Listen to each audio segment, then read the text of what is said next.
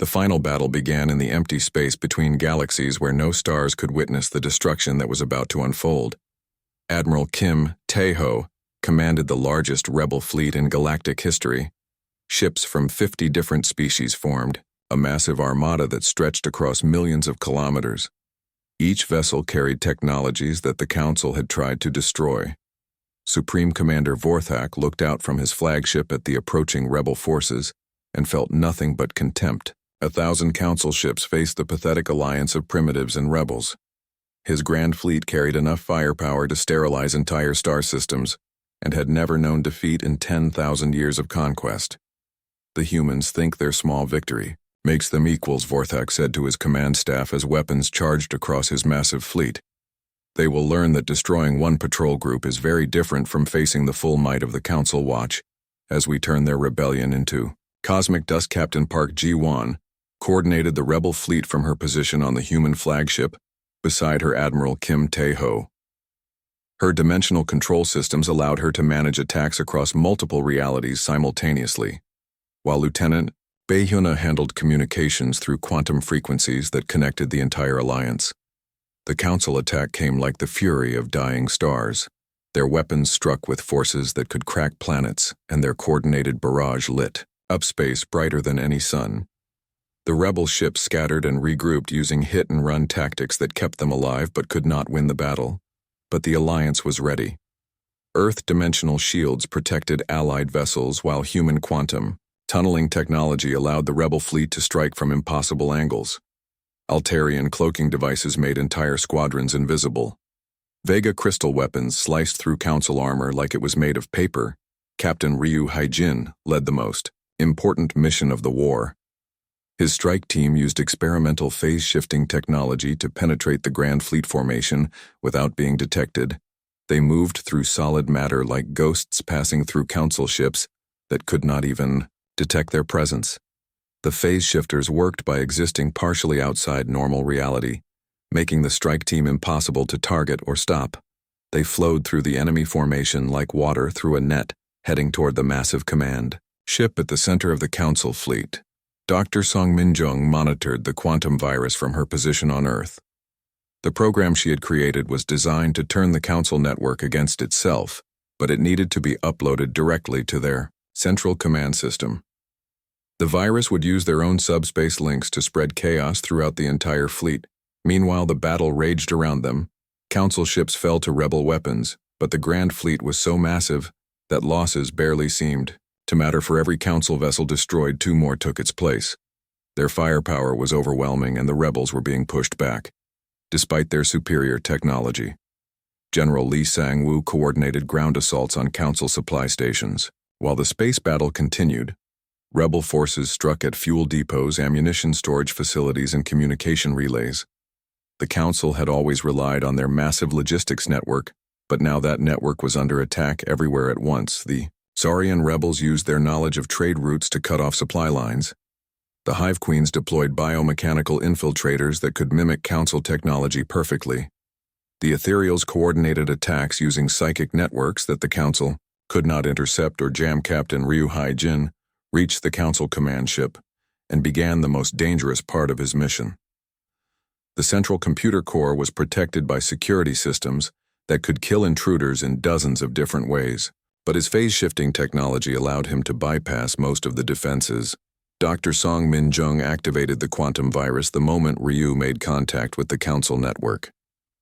The program spread through their subspace links faster than light, infecting every connected system within seconds. Instead of maintaining fleet coordination, the network began feeding false information to Council ships. Council vessels started firing on each other as the virus convinced them that their allies were enemy ships. Their targeting systems locked onto friendly vessels while their navigation computers sent them crashing into each other. The Grand Fleet began tearing itself apart from within. Supreme Commander Vorthak watched in horror as his invincible armada descended into chaos. His own ship weapons turned toward other Council vessels while the computer insisted they were under attack from rebel forces. He tried to regain control, but the virus had infected every system. The quantum program did more than just cause confusion.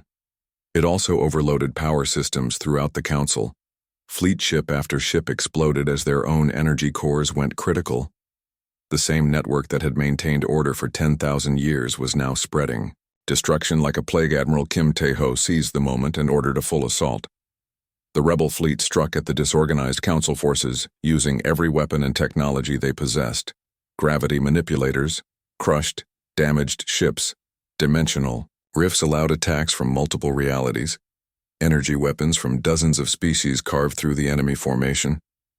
The battle turned into a complete rout, as council ships fled or surrendered rather than face the impossible technologies arrayed against them.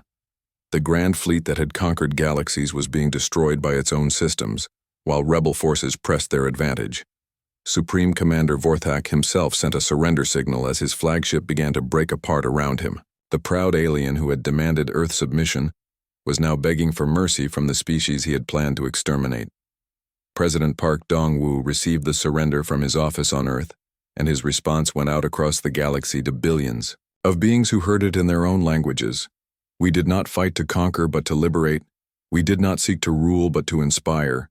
Today the galaxy belongs not to any single species, but to all of us together. The Council Empire crumbled as species. After species declared independence, worlds that had been enslaved for millennia threw off their chains and began developing the technologies they had been forced to abandon. Trade routes opened between species that had never been allowed to communicate. Dr. Yang Soo-bin worked with alien scientists to establish the Galactic Research Collective, where innovations could be shared freely instead of being suppressed. The quantum manipulation techniques, dimensional control systems, and gravity weapons that had won the war became tools for exploration and discovery. Captain Nam Yun-hee led the formation of the new Galactic Assembly, where every species had an equal voice, regardless of their size or military power. The humans who had started the rebellion insisted on creating a government based on cooperation rather than domination.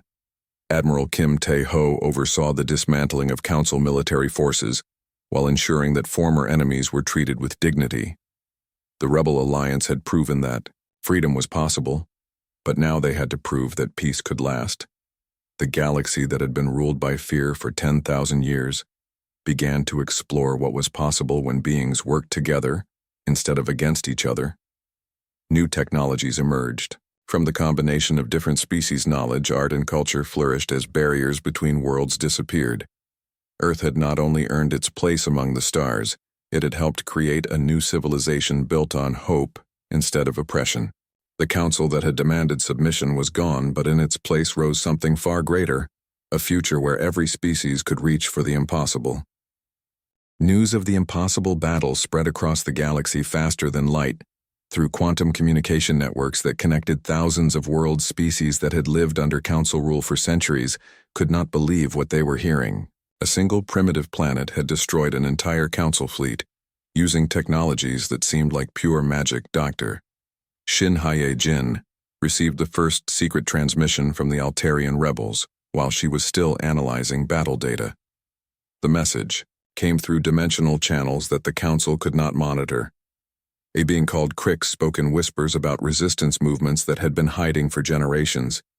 "We have been waiting for someone brave enough to challenge the council," Crix said through the quantum communicator.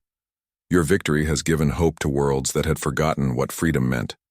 We want to share what we know about council weaknesses. On the crystal world of Vega Prime, ancient beings made of living light began transmitting forbidden research they had been conducting in secret for thousands of years. Their crystalline minds had developed technologies based on pure energy manipulation, but the council had banned such research as too dangerous. The council fears innovation above all else, the Vega entities explained through mathematical equations that hurt human minds to process. They have suppressed scientific advancement across the galaxy for 10,000 years. Any species that develops new technologies too quickly is destroyed or enslaved.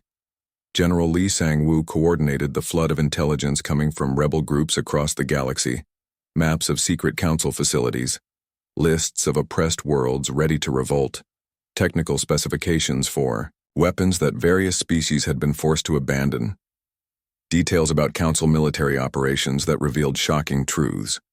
The mighty galactic empire was not as strong as it appeared. Most council worlds were held in line through fear, rather than loyalty. Their technology had not advanced significantly in millennia because they actively prevented innovation. The same stagnation that made them predictable also made them vulnerable. Captain Nam Yun-hee led diplomatic missions to neutral worlds that had been watching the battle with growing interest. Her ship visited planets where alien leaders were quietly reconsidering their allegiances. The demonstration of human technology had shattered the myth of council invincibility.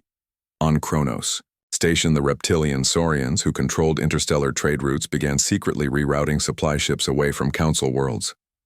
The insectoid hive queens of the Andromeda cluster started mobilizing their warrior castes for the first time. In centuries, even the peaceful ethereals who had never engaged in warfare began developing defensive technologies. Dr. Yang Su-bin worked with alien scientists who emerged from hiding to share research they had been conducting in secret. The quantum manipulation techniques developed by the Rigel Consortium, the temporal distortion weapons created by the Centauri Republic, the biomechanical enhancements perfected by the Outer Rim colonies. Each species had been forced to abandon their most promising research when the Council declared it too dangerous. But now they were sharing everything they had learned. Earth became the center of a scientific revolution that combined the best innovations from dozens of civilizations. Communications. Officer. Moon-Era intercepted panicked transmissions from Council territories as rebellion spread like wildfire across the galaxy. Entire star systems were declaring independence. Supply lines were being cut. Military bases were under attack. The Empire, that had seemed eternal, was crumbling from within. But the Council was not finished. Supreme Commander Vorthak had assembled the Grand Fleet, 1,000 ships, carrying weapons powerful enough to destroy entire solar systems. This was the ultimate expression of Council might, forces that had never been defeated in 10,000 years of galactic domination. Intelligence reports revealed that Vorthak was planning to make an example of Earth by destroying the entire solar system. Every human world would be reduced to debris, and the message would be clear to the galaxy. This is what happens to those who defy the Council. President Park Dong-Wu addressed the United Nations as reports came in about the approaching Grand Fleet. The alien armada was so large that it took hours for all the ships to emerge from hyperspace. Their combined firepower could turn planets into asteroids and star systems into empty space. We knew this moment would come. President Park told the assembled representatives, Earth has become the symbol of resistance against tyranny. If we fall, the rebellion dies with us. If we survive, the galaxy will be free. The choice is not whether to fight, but how to win. Against impossible odds, Dr. Kim Young-soo made a breakthrough that changed everything while analyzing captured Council technology. The aliens had connected all their ships through subspace communication links designed to prevent mutiny and ensure absolute obedience. But these same links created a vulnerability that could destroy their entire fleet. The Council uses a centralized command system, Dr. Kim explained to the Emergency War Council. Every ship in their fleet is connected to every other ship through quantum entanglement. If we can access this network, we can turn their greatest strength into their greatest weakness. Captain Ryu Haijin volunteered to lead the most dangerous mission in human history. His team would have to penetrate the heart of the Grand Fleet using experimental stealth technology that had never been tested in real combat.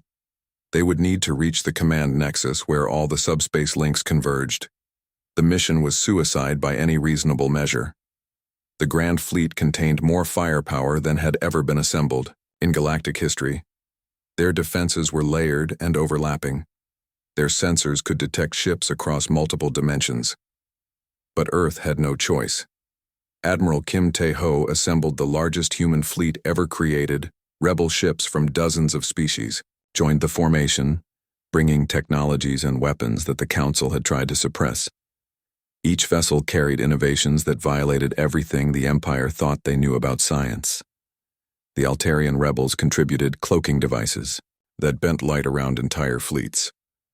The Vega crystals provided energy weapons that could slice through any known armor.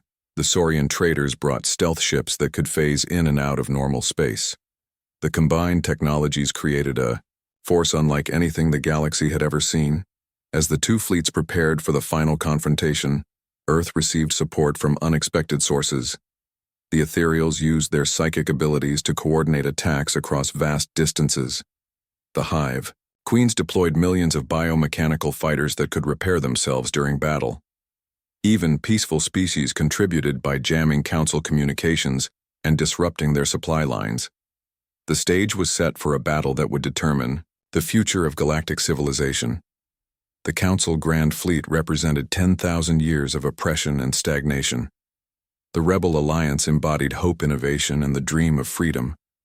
The outcome would decide whether the galaxy remained in chains or stepped into a new age of possibility. Colonel Choi Hyun-woo prepared his soldiers for the assault, knowing that many would not survive. The quantum virus that Dr. Song Min-jung had developed was ready to be deployed. The dimensional rift generators were charged for the largest operation ever attempted.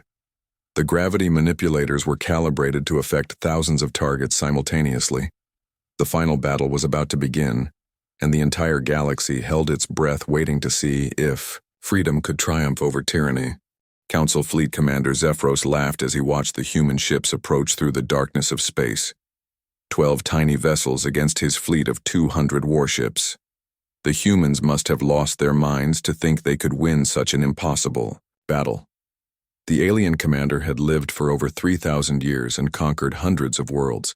He had seen species beg for mercy, and others fight desperately before accepting defeat. But he had never seen anything as foolish as what the humans were attempting. "Look at them," Zephyros said to his bridge crew, pointing at the approaching Earthships. "They are so small we could crush them by accident. Their largest vessel is smaller than our smallest fighter. This will not even be a real battle, Admiral." Kim Tae-ho stood on the bridge of the human flagship, watching the massive Council fleet spread out before them like a wall of metal and death. Each alien ship was larger than anything Earth had ever built. Their weapons could destroy planets, and their shields had never been penetrated by any known technology. But Kim Tae-ho was not afraid. He knew what his ships carried, and he understood what the aliens did not. The size of a weapon did not determine its power. The age of an empire did not guarantee its victory. Sometimes the newest ideas were stronger than the oldest traditions. The distance between the fleets closed rapidly. Both sides moved at incredible speeds that would have been impossible just decades earlier. The Council ships maintained perfect formation, moving like a single massive creature with hundreds of heads. Each weapon was charged and ready to fire. Captain Han Bo-ra checked her gravity manipulators one final time. The devices hummed with contained energy that could bend space itself. Her crew was nervous but determined. They had trained for this moment, and they knew their technology was beyond anything the aliens had ever encountered. The battle began when both fleets reached maximum weapons range. The Council ships opened fire first, launching beams of energy so powerful they could melt asteroids. The space between the fleets lit up with deadly light as hundreds of weapons discharged simultaneously. But something impossible happened. The human ships did not dodge or retreat or try to hide behind cover. Instead, they absorbed the attacks. Their quantum shields converted the incoming energy into power for their own systems. The harder the aliens hit them, the stronger the human ships became. "What is happening?" Zephyros demanded as his sensors showed readings that made no sense. The human vessels were not taking damage. They were getting more powerful with each attack. How could primitive technology do something that violated basic physics, Commander?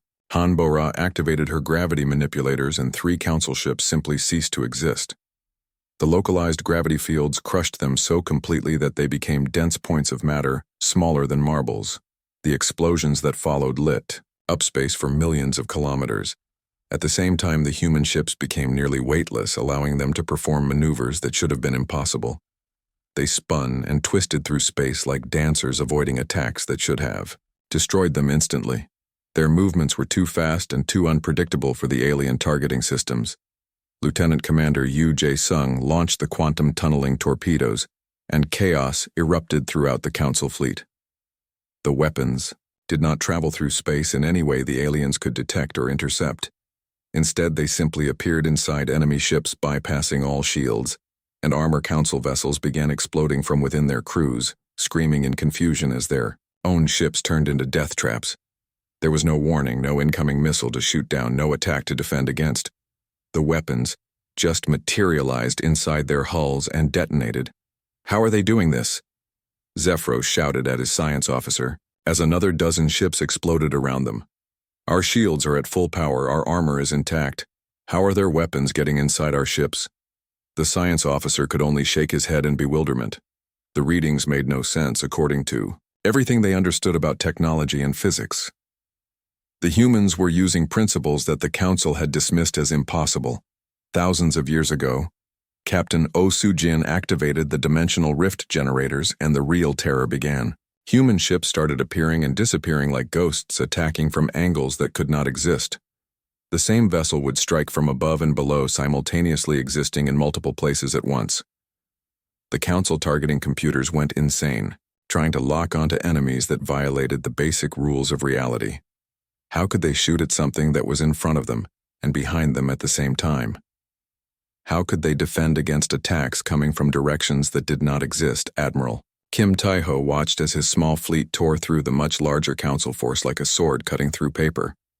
Each human ship was fighting like 10 vessels using technology that made conventional tactics meaningless.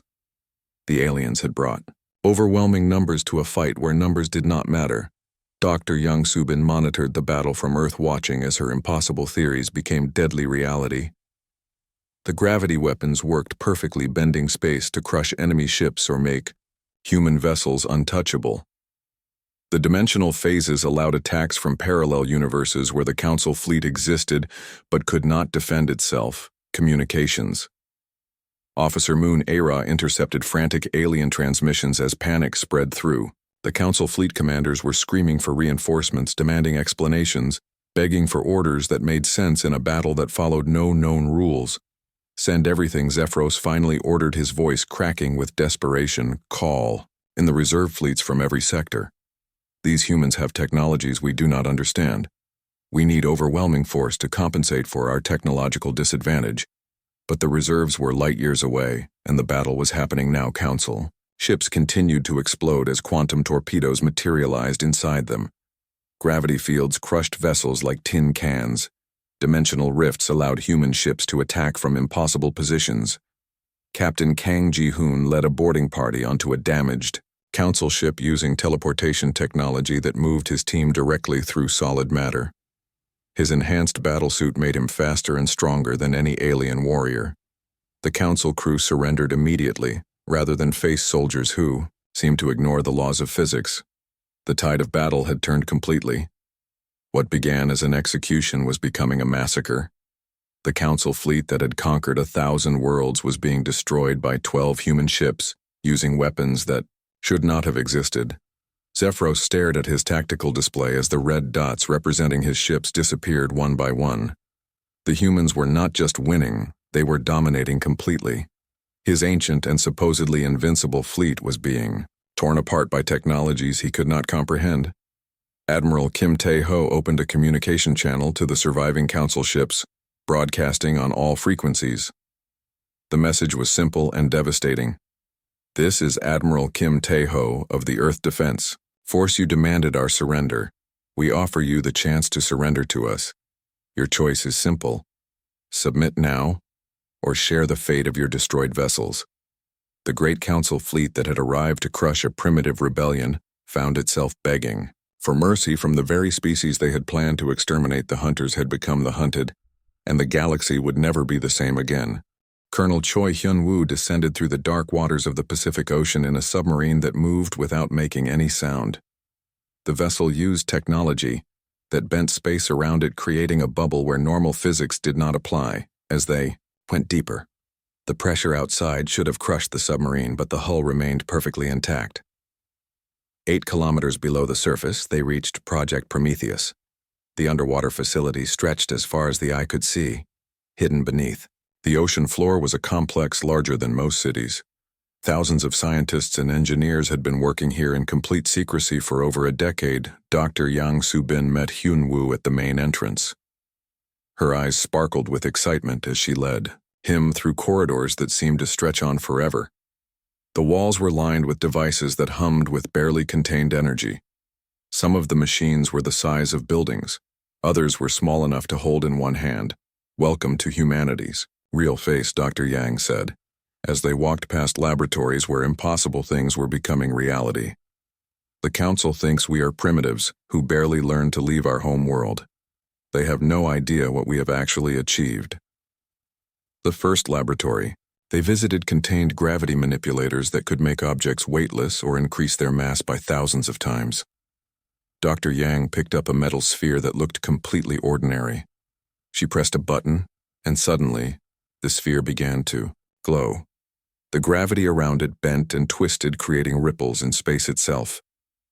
"Watch this," she said, and pointed the device at a massive steel beam. The beam began to crumple like paper under its own weight. Then she adjusted the controls, and the beam became so light it floated in the air like a feather captain. Kang Ji-hoon was testing the new battlesuits in another section of the facility. The armor looked sleek and simple from the outside, but inside it contained technology that connected directly to the human nervous system. When he put on the helmet, his vision expanded to see across multiple spectrums of light. His reflexes became faster than any living creature. "The suit reads your thoughts and responds before you even finish thinking," Kang explained to Hyun-woo. "It makes you faster, stronger, smarter. The aliens think their superior size and strength give them advantages in combat. They are about to learn how wrong they are." In the weapons testing bay, Dr. Song Min-jung demonstrated the quantum tunneling torpedoes. These weapons did not travel through space the normal way. Instead, they simply appeared wherever the operator wanted them to be. The torpedo would vanish from the launch tube and instantly materialize inside an enemy. "Ship no shields can stop them," Dr. Song explained, because they never actually touch the shields. The weapon exists in one place, then it exists in another place. There is no travel time, no warning, no defense. Communications, Officer Moon Aira worked in a room filled with screens showing intercepted alien transmissions. Her quantum receivers could detect signals across dimensions that most species did not even know existed. The Council forces were still laughing about the primitive humans. "Listen to this," she said, playing back an alien conversation. "They are betting on how long we will last in combat. Some think we will surrender immediately. Others give us credit for maybe firing a few shots before being destroyed. They cannot imagine that we might actually win." The most impressive laboratory belonged to Dr. Shin Hee-jin, who had been working on dimensional manipulation. Her machines could make objects exist in multiple places at the same time or phase them partially out of normal reality. A spaceship using her technology could be attacked without taking damage because the weapons would pass right through it. "The aliens understand 3 dimensions of space and 1 dimension of time," Dr. Shin explained. "But we have learned to work with 11 dimensions. Their weapons and sensors are designed for normal space. They cannot target something that exists in multiple dimensions." Simultaneously, Admiral Kim Tae-ho arrived at the facility to inspect the new ships that had been built in secret. The vessels looked small compared to human battleships, but they contained technology that made size irrelevant. Each ship had shields that did not just deflect attacks, but absorbed the energy and used it to power their own weapons. Lieutenant Commander Yu Jae-sung showed him the prototype weapon systems. The main cannon could fire beams of pure gravity that would crush anything they hit. The secondary weapons created temporary black holes that sucked in enemy fire and redirected it. Back at the attacker's President Park, Dong-woo reviewed the battle plans with his top military advisors. Earth had only 12 ships compared to the Council's thousands, but each human vessel was equipped with technologies that the aliens had never encountered before. The plan was simple in concept but terrifying in execution. Earth would not try to match the Council ship for ship. Instead, they would use superior technology and tactics to defeat a much larger force. The key was to make the aliens underestimate humanity until it was too late. Captain Oh Soo-jin practiced with the dimensional rift generators that could make her ship appear and disappear at will. The technology allowed a single vessel to attack from dozens of different positions, simultaneously creating the illusion of a much larger fleet. Dr. Kim Young-soo worked on the final piece of the puzzle. He had discovered that all Council ships were connected through subspace communication links. These links were designed to prevent rebellion by making sure every ship could be monitored and controlled. But they also created a weakness that could be exploited. If we can access their network, we can turn their own technology against them. Dr. Kim explained, the same system they use to maintain control can be used to destroy their entire fleet. As the deadline approached, Earth prepared to send a message that would shock the galaxy. President Park had decided that humanity would not just refuse the ultimatum, they would challenge the Council to battle and prove that even the mightiest empire could fall. The response was broadcast on all frequencies, reaching every corner of the galaxy. President Park's voice was calm and clear as he delivered words that would be remembered. For thousands of years, the Galactic Council demands our surrender. Earth's answer is no.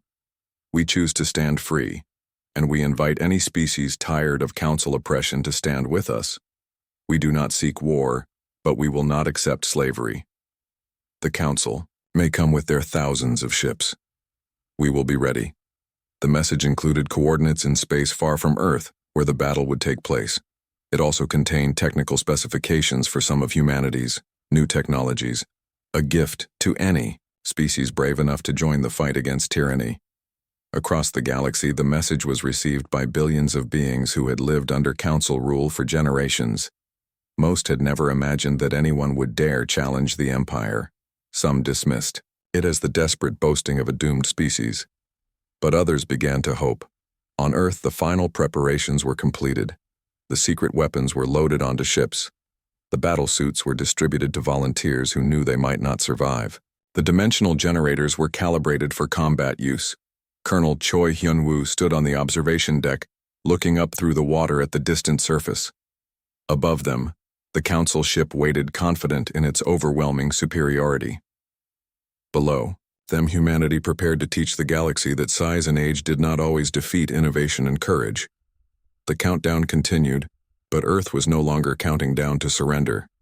They were counting down to the moment when they would show the universe what humans could accomplish when they refused to accept defeat. The morning sky over Seoul changed color without warning. A massive shadow fell across the city as something bigger than any mountain appeared in the clouds. Admiral Kim Tae-ho was drinking his coffee on the bridge of Earth's newest battleship when his communications officer started shouting. The alien ship was so huge it made every human creation look like a toy. It stretched across the horizon, blocking out the sun with metal that gleamed like liquid silver. Strange lights pulsed along its surface in patterns that hurt to look at directly. Down on Earth, President Park Dong-woo was in an emergency meeting when the alerts started flooding in.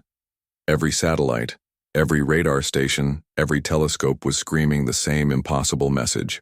An alien vessel had appeared over Korea, and it was bigger than anything humans had ever imagined. Ambassador So-jin ran into the meeting room with her tablet shaking in her hands. Her face was pale, and her voice cracked as she spoke. The aliens were sending a message. It was coming through every communication channel on Earth at the same time.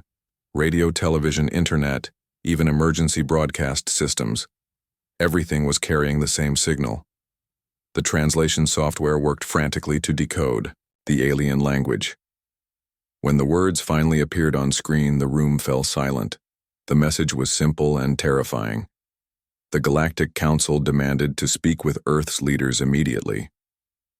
Within hours, representatives from every major nation gathered in the United Nations building in New York. The alien ship had moved there, floating above Manhattan like a silent threat. Nobody knew how it traveled so fast, or how something so massive could hover without visible engines. The Council representative materialized in the assembly hall without any warning or explanation. One moment the stage was empty, the next a towering blue-skinned being stood there. Its skin looked like polished stone, and its eyes glowed with an inner light that made everyone who looked directly at it feel dizzy. The creature called itself Vorthak, and its voice echoed strangely, as if it was speaking from inside a deep cave. The translation came through speakers around the room, making the alien's words clear to everyone. President Vorthak began to speak, and his first words made everyone's blood run cold. Your species has been observed for some time. You have spread to other worlds too quickly. Your technology advances too rapidly. You are becoming a threat to galactic stability. The alien walked across the stage, and with each step, holographic images appeared in the air around him. These were not images of Earth. They were pictures of other worlds, other civilizations that had once thrived among the stars. One image showed a beautiful planet covered in crystal cities. The next moment, those same cities were nothing but smoking ruins. Another hologram displayed a species that looked almost human, but with golden skin and 4 arms. Their massive space stations orbited a brilliant star. Then the image changed and the stations were gone, replaced by floating debris and the dark emptiness of space world. After world appeared in the holograms, each one showed the same pattern. First, a thriving civilization with art and culture and technology, then destruction complete and total. The message was clear. This is what happens to species that refuse to submit to council authority. Vorthak continued his presentation with the casual tone of someone reading a grocery list. The Galactic Council has maintained peace and order for 10,000 of your years. We have prevented wars between species. We have stopped dangerous technologies from spreading. We have kept the galaxy stable. President Park Dongwu found his voice and asked the question everyone was thinking. What exactly are you demanding from us? The alien's glowing eyes fixed on the president, and his answer came without hesitation. Complete surrender. You will hand over all military vessels to council. Control. You will accept council governors for all human colonies. You will submit all new technologies for council approval before development. You will acknowledge council authority over all human activities in space. The room erupted in angry voices. Representatives shouted in dozens of languages, demanding to know what right the council had to make such demands. Vorthak waited patiently for the noise to die down, then continued, You have 72 of your hours to comply. If you refuse, the human species will be eliminated just like the others you have seen. This is not a negotiation. This is an ultimatum. Dr. Lee Min-ho sat in the back of the assembly hall, taking notes on everything he observed about the alien and his technology. As Earth's chief scientist, he noticed details that others missed. The alien's clothing seemed to be made of some kind of living material that shifted and moved on its own. The holographic projectors he used were built into his body somehow, but there was something else, something that made Dr. Lee feel a spark of hope instead of despair. The alien's technology, while impressive, seemed to rely on brute force rather than elegant solutions. The massive ship outside was powerful, but it was also inefficient. Dr. Lee could see design flaws that human engineers would never have accepted. When Vorthak finished his presentation, he simply vanished the same way he had appeared, leaving behind only the lingering smell of ozone and the weight of his ultimatum. President Park looked around the room at the faces of world leaders who were supposed to be the most powerful people on Earth. They all looked like children who had just been told there were monsters under the bed back in Korea. Admiral Kim Tae-ho received an encrypted message that made his heart race. President Park was ordering him to activate Project Prometheus immediately. This was the most classified program in human history. So secret that even most government leaders didn't know it existed. Kim Tae-ho had spent the last 5 years overseeing the construction of an underwater facility beneath the Pacific Ocean. The project had consumed more resources than the space program and involved technologies that pushed the boundaries of human understanding. But now it seemed their impossible gamble might be the only thing standing between humanity and extinction. Dr. Yang Subin received the same activation order at her laboratory in Tokyo. She had been working on theoretical physics problems that most scientists said were impossible. Gravity manipulation, quantum tunneling, dimensional folding technologies that violated everything the scientific community thought they knew about the universe. As news of the ultimatum spread across Earth, panic began to set in. Stock markets crashed. People fled major cities. Emergency broadcasts urged calm, but nobody was listening. The most powerful military forces on Earth consisted of a few dozen spaceships that could barely reach the outer planets. How could they possibly fight an alien empire that had conquered the galaxy? But in secret facilities around the world, a small group of scientists and engineers were preparing something that the Galactic Council could never have anticipated. For decades, humanity had been developing weapons and defenses based on theories that other species had dismissed as fantasy. The Council thought they were dealing with primitive barbarians who had barely learned to leave their home planet. Captain Kang Ji-hoon suited up in one of the new battle armors that connected directly to his nervous system. The suit made him faster and stronger than any human had ever been. It also connected his mind to computer systems that could process information at superhuman speeds. As he ran through combat drills, he felt like he was becoming something more than human. Communications Officer Moon. Ira intercepted alien transmissions using quantum receivers that could detect signals across multiple dimensions. The Council forces were laughing among themselves, placing bets on how quickly humans would surrender. Some thought it would happen within hours.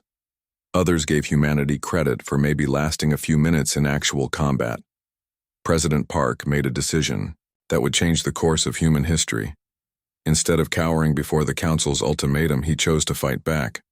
Earth would not submit to alien rule. Earth would not accept slavery.